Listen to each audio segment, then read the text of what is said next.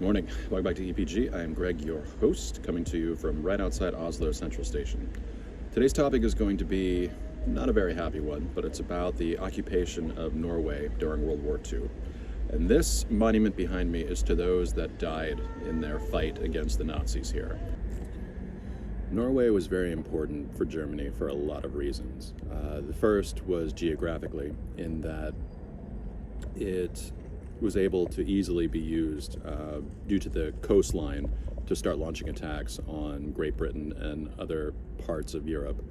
Number two, also geographically, Norway goes up and over, around, and shares a border with three countries, Sweden, Finland, and Russia. So strategically, it was important. Another aspect that's important in regards to Norway is the fact that they had a lot of natural resources that could be used for the German war effort. And of those, most importantly, they had the only heavy water plant in the world that could be used to create a German Nazi atomic bomb.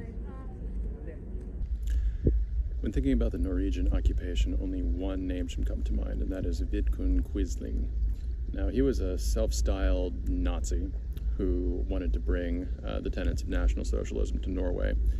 And when the Germans wanted to invade, he basically signed over his entire country to them in secret. So when they invaded with their blitzkrieg, he penned himself as the leader of Norway and graciously accepted the Nazis in a radio address, totally denouncing the king, Supreme Court, everything else there, parliament, and he decided that he was going to run Norway. The Germans realized he was a poser and put a German in charge. Then eventually they brought Quisling back. In a testament to the Norwegian royal family, they stayed during the Blitzkrieg for as long as they could.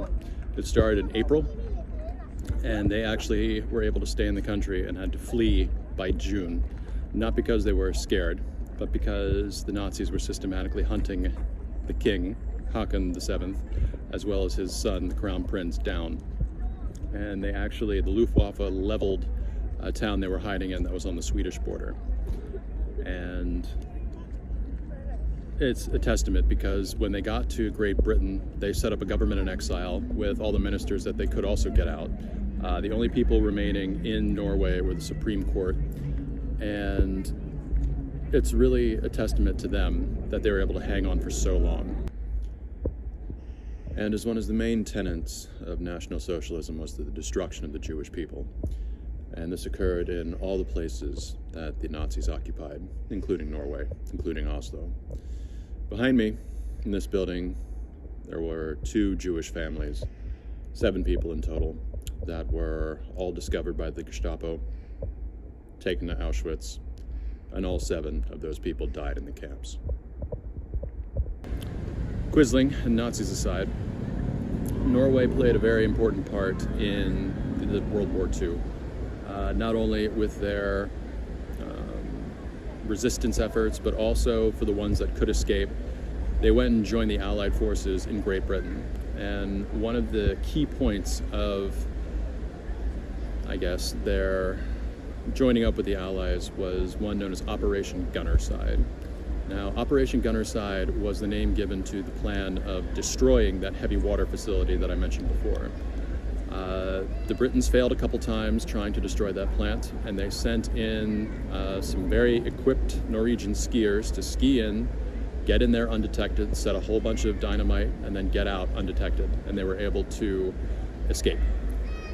Now, say what you will about Germany and the bomb and whatever they were able to do with whatever materials they had compared to the United States, but the fact that that operation occurred and the fact that they were put months behind the creation of even just the hint of a bomb really helped the Allied war effort.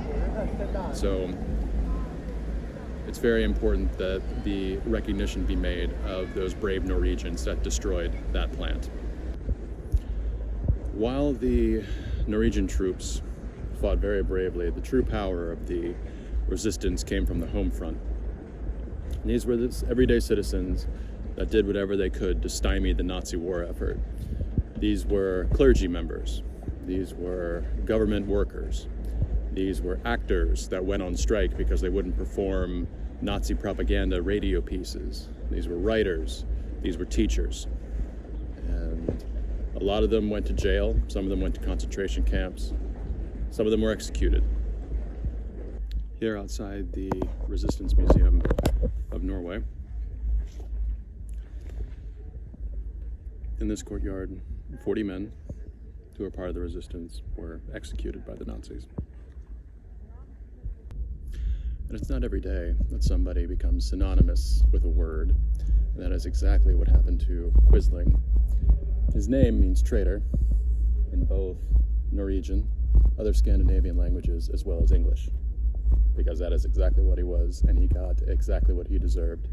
If you recall the spot that I showed you where a lot of those partisans, resistance workers were killed, he was also executed here after the war.